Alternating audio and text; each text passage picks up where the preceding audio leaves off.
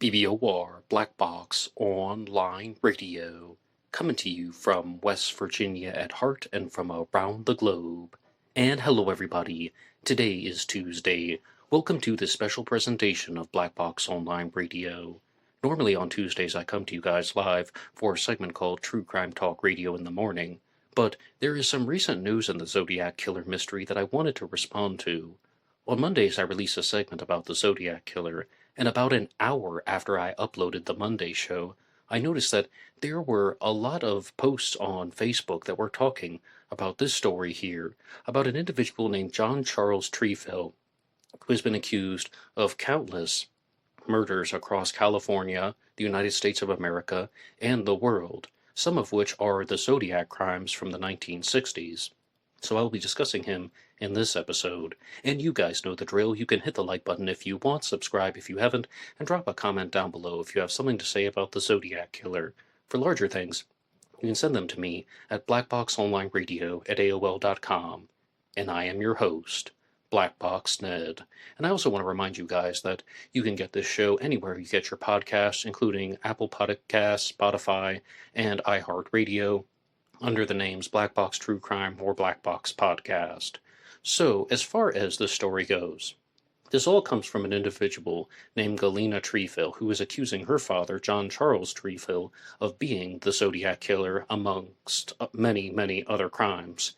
And the reason why I'm devoting an episode to this is a different type of story because a lot of people have these investigations, and a lot of people look at a particular suspect or a person of interest, and then they start connecting the dots in a mental way, and then they just keep expanding their investigations, and they find reasons to connect their suspect to absolutely every crime west of the Mississippi in the second half of the 20th century, or in this case, in the world as it seems. But this is a different type of accusation because Galina Trefil claims that a big reason why she's doing this is because her father confessed to her that he was a serial killer. He made confessions about multiple crimes that took place, mostly in California, but in other parts of the world. So is she just making all this up? Is she just having false memories? Or is there actual evidence that is going to support and substantiate her story? Let's have a read right here.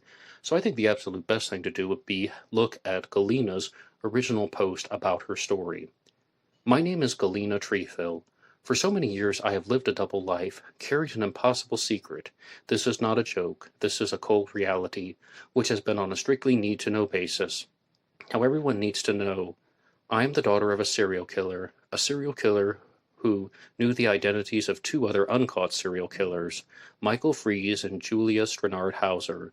His name is Dr. John Charles Trefil, my father, and he has admitted for almost a decade giving a consistent story to being a serial killer, and he has put it on tape, graphically.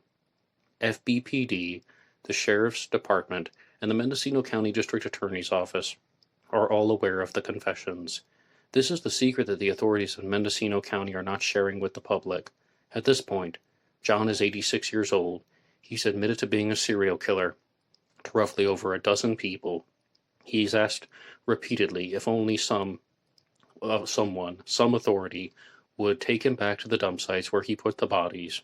He's promised that he will point out where the bodies are if they will only take him. They haven't been willing to do so, and he's remained, while bedridden, still free. He wants to tell his story. He actually wants to go public with his crimes. He's given his blessing for me to do this, though at times he's also promised to fake being crazy if actually being arrested.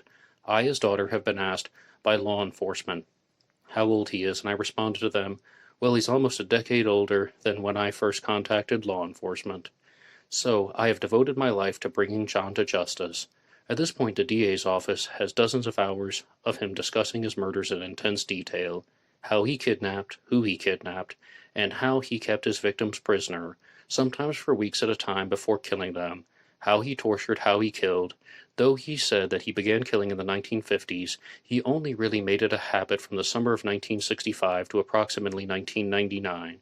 From 1965 onward, he admitted to murdering one person, give or take, per month, female, male, old and young, and couples, including in the states of Illinois, California, Virginia, and Idaho, as well as other countries such as France and the Netherlands, and along the Mexican border. I'm seeing two very big statements right there. I'm seeing two enormous statements right there. And the first one is that she's saying that she actually has obtained these confessions from him, that the reason why she's doing this is because he is someone who is on his deathbed and he wants to come clean, he wants to bring closure to the situation. But did you not hear that line about how if he's actually convicted or if he's actually arrested, he's going to fake being crazy? I've noticed that a lot of these very, very expansive and elaborate true crime theories often have a type of failsafe in there where somebody is just running their mouth. They are saying so many things all at once, but then they often have these conditions where, oh, well, this is the reason why it might not hold up when it's put under scrutiny. Time and time again, we're going to see some of this. Someone is providing some type of explanation about how and why their crimes cannot be verified. But the big difference with Galina Trefil's story is she claims that it's all on tape. She claims that she has recorded these confessions. She claims that law enforcement is aware of this stuff. And I want to hear from some different sources, though. And the first article that I would like to look at is from sfs.com, and it says, Galina Trefil says she's been sounding the alarm for years about her 86-year-old father, John Trefil, who sometimes went by John. He used the spellings John and Jon. Galina claims that she learned about a decade ago that John, who's a retired psychiatric doctor in Mendecino County, was a prolific serial killer, but police won't investigate the case. And we heard mostly about that stuff there. She says she's offered to give them her DNA and show them where some of the bodies were buried and wear a wire while talking to John, but she has not yet received a response. Well, why does she have to wear a wire if he wants this stuff to come out? If this was all his intention, if he's saying that he wants to go public with this stuff and he's trying to share this to bring some type of closure to the situation, or even if he doesn't care about the victims and he just wants to confess and get this stuff out into the open the way that people do with deathbed confessions, why on earth does she have to wear a wire? Furthermore, in her own statement, which you heard from her own personal Facebook page, that was her personal statement, she said that she already had the audio recordings of him. Why on earth does she need to wear a wire? While Galina's claims have their fair share of skeptics, the story has been gaining traction over the past couple days as residents near the Mendocino County area have been asking Galina for details about various victims who have gone missing over the years. Others believe that John's handwriting very closely resembles the handwriting of the Zodiac Killer. And we're going to look at a sample from John Charles Trefil's handwriting, and this is something that he has written out, and there might be some initial similarities to the Zodiac Killer. This definitely appears to be a much bolder piece of writing than what the Zodiac Killer would have written, and you can see it signed Dr. John, so I'll give Galina Trefil credit for that. He wrote his name Jon and John. Nothing wrong with that. I mean, the name John, you can write your name any way you want, but it says J. Trefil MD at the top. This is from Dr. John's RX pad, probably for prescriptions, and the doctor recommends to kick back, take your shoes off, and drink a cup of coffee. All right, well, there's nothing wrong with that statement either. But let's look at the handwriting. Does it resemble the handwriting of the Zodiac Killer? The most noticeable thing about the Zodiac Killer of the 1960s is that his handwriting had a very unusual tilt to the right. And I personally think that the Zodiac Killer did have a natural tilt to the right, and then he overly exaggerated it when he was writing the letters to disguise his handwriting a little bit more. And then the Zodiac Killer could very clearly write handwriting in a neat way, the way that he did with the Melvin Belli letter from December 20th of 1969, but I think his handwriting was a little bit sloppy, so there is the right tilt on some letters. However, on other letters there appears to be somewhat of a tilt to the left, particularly on the T in take, which I think is a little bit different than that of the Zodiac. And I also look for one very particular thing about the Zodiac Killer and comparing his handwriting to other suspects. and that is the lowercase letter d, because the Zodiac had a very distinct lowercase letter d. Most of the time, I repeat, most of the time, the Zodiac would make a type of ovular-shaped loop, like an oval that is almost disconnected from the vertical line in the letter D, and then that would be separated from one line or two lines that go up here, and that is not present in this sample, although we only have one lowercase letter d to look at, and that is in the word drink. So a few similarities, but also a few differences. I'm not really saying anything extraordinarily that would say that that is a definitive handwriting match.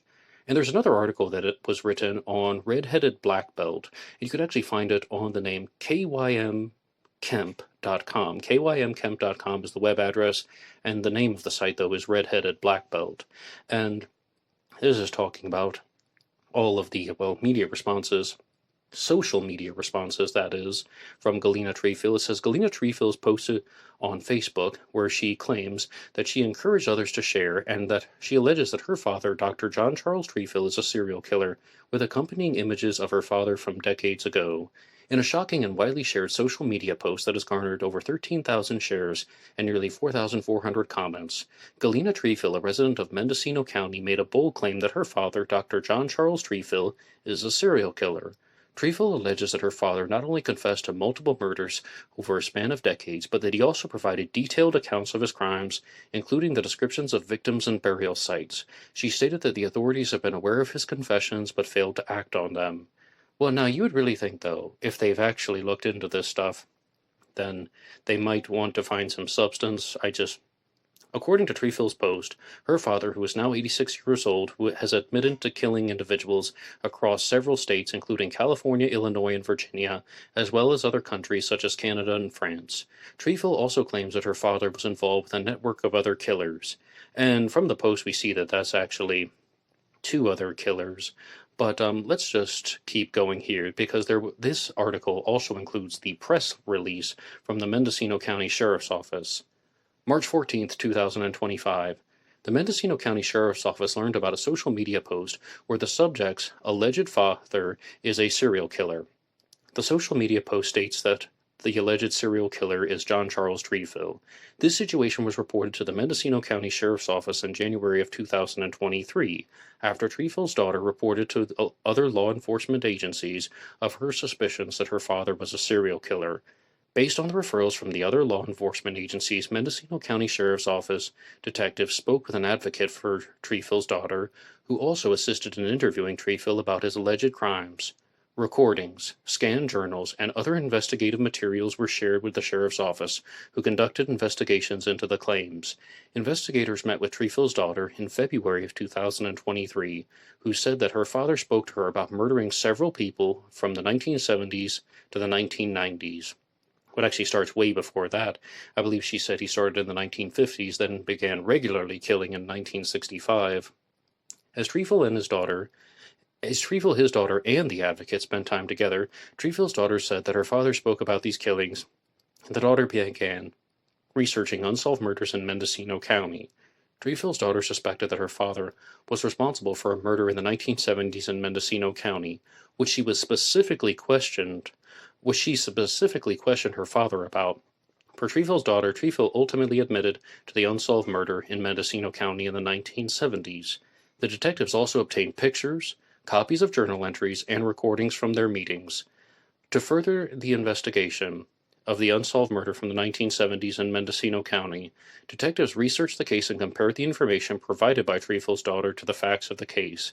Detectives learned that there were numerous evidentiary items that were submitted for DNA analysis in 2006 to the Department of Justice, which resulted in an unknown male DNA source that was on the evidence. Detectives determined that there were some consistencies with the information provided by Trefil's daughter and the unsolved homicide case from the 70s. So, they sought a warrant to obtain Trefil's DNA for comparison. In May of 2023, the search warrant was authorized. The DNA sample was submitted from Trefil to the CODIS system. That's the Combined DNA Index System.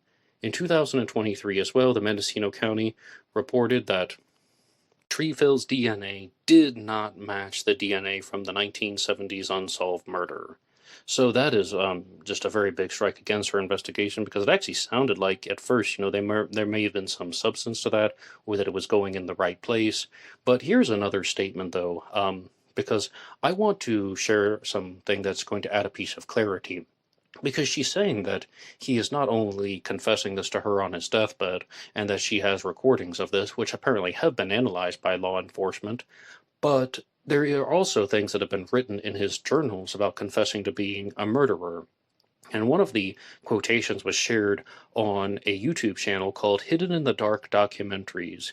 And the full title of the video is Galina Trefil alleges her father, Dr. John Charles Trefil, is a serial killer. Big title, but one more time, that is on Hidden in the Dark Documentaries. And the quotation was found in his journal was, "I've got to kill Mike. It has to look like a crazy man mugged him on the street, but I'll take my time to do it right. It might take years. I'll write off the $1,000 as a loss. He's dead. It's just a matter of time. I'll have to get rid of the body." I don't know. What do we make of that statement? I mean, I'm going to read that once again because I want you guys to hear.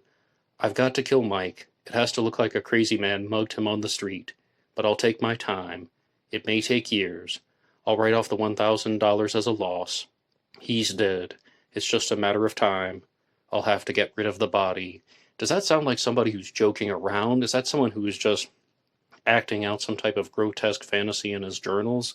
Or is that someone who's actually contemplating murder? Is that a real serial killer who's actually trying to act like he is getting ready to commit a murder? It definitely sounds like it, but we have to be aware that sometimes people put that stuff in their journals because they don't want to act it out in real life. And I'm just listing possibilities now. One, he's a real serial killer. One, he's just journaling about something to get his frustrations out.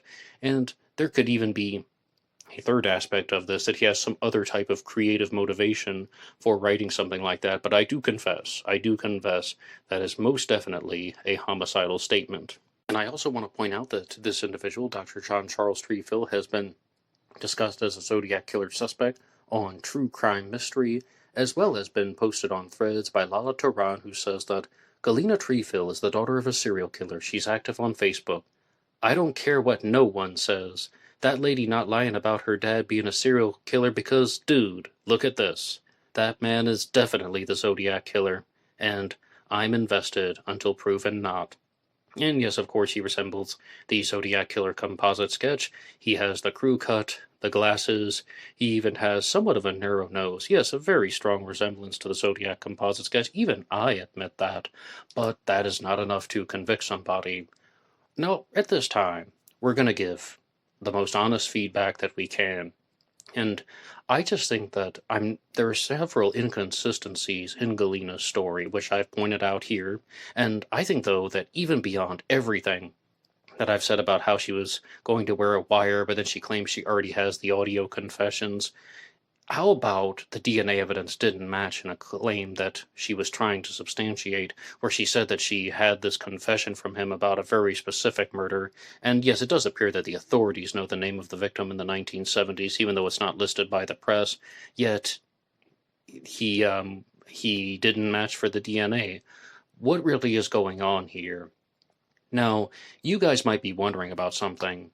If John Charles Trefil is on his deathbed and he's still currently alive, well, why doesn't she just make some type of video recording about this and get him to confess everything? Are you wondering that maybe he is dealing with some type of dementia, mental confusion, not completely aware of what he may be saying during these sessions? As of now, I don't think she's released any of the audio recordings to the public. Perhaps the police have them. And also, do you think, though, that there could be some other type of motivation for Galina to come forward? I've noticed that over the years, after looking at many of these stories, that some people experience something that is either very traumatic or life-altering. Even if it's not traumatic, it's just a major change in life at a certain point. And then all of a sudden they start remembering certain things about either a family member or somebody that they knew. And they begin to reshape the past events to try and make it seem like their relative was the Zodiac Killer. have encountered this narrative a lot. I have no idea what that would be in Galina's case, other than the stories where she claims that, he was a very murderous individual, where she's known about this for years. Maybe she knew something when she was a kid. But if Dr. John Charles Trefil is still alive, I just can't get over that. I just can't get over this point about how she said that he wanted this information to come out, but then he's going to play crazy if he actually gets arrested. He wanted this information to come out, but she has to go to him with a wire. I just think that this is a giant mangled mess. But that's also somebody putting fail-safes in. So if they don't have to provide explanations for all of the material. There's always can be something about how they can tell this story, and if someone is trying to completely examine the story, there are going to be ways in which they cannot get access to all this quote-unquote secret information, and I don't like that at all. So it's impossible for me to say what Galina's true motive is with this. It's impossible for me to say if she is truly truthful, but if she has the audio recordings, those should speak for themselves. And she does not control the authorities, and she does not control law enforcement. So if they are going to actually look into this, and according to them, they actually have followed through on her claims. She says that they're not doing anything. They said they ran his DNA and they put it into the CODIS, and they looked at a very specific homicide case and it didn't match. Well, it looks like this might not be the strongest lead in the Zodiac Killer mystery. I do confess, very similar resemblance to the composite sketch, but that is not enough. That is not enough to convict someone. What do you think about his handwriting? What do you think about the profile? Dr. John Charles Trefil, a psychiatrist who would have been 29 years old at the time of the Zodiac murders, being the murderer. Do you think that there's any chance at all that he actually was a serial killer? I mean, I do think that it's quite possible that he may have committed murder at some point. That journal entry really is a cause for suspicion. Absolutely. Because, to give my honest feedback, that doesn't sound like a joke. That doesn't sound like what someone is saying to just blow off steam. That does sound like someone is actually expressing an intent to murder somebody, but I don't know if he would have actually followed through with that. I mean, but that's how it looks to me. This is somebody writing in a private journal that they may not have expected people to read for 50 years. But that maybe he actually did commit murder at some point, or maybe he actually did do something illegal at some point. But the Zodiac murders, I'm not seeing an ounce of evidence. I would love to know your responses. You can put them in the comments section down below. You can also get me on Facebook. My personal Facebook name is Ned Dahan. There is also Black Box Online Radio. There's a page on Facebook, as well as blackboxned88 on TikTok and Instagram. Mostly on TikTok, I just release shorts and reels, but I'm available on Instagram to talk, blackboxned88, and I'll see you over there. Goodbye.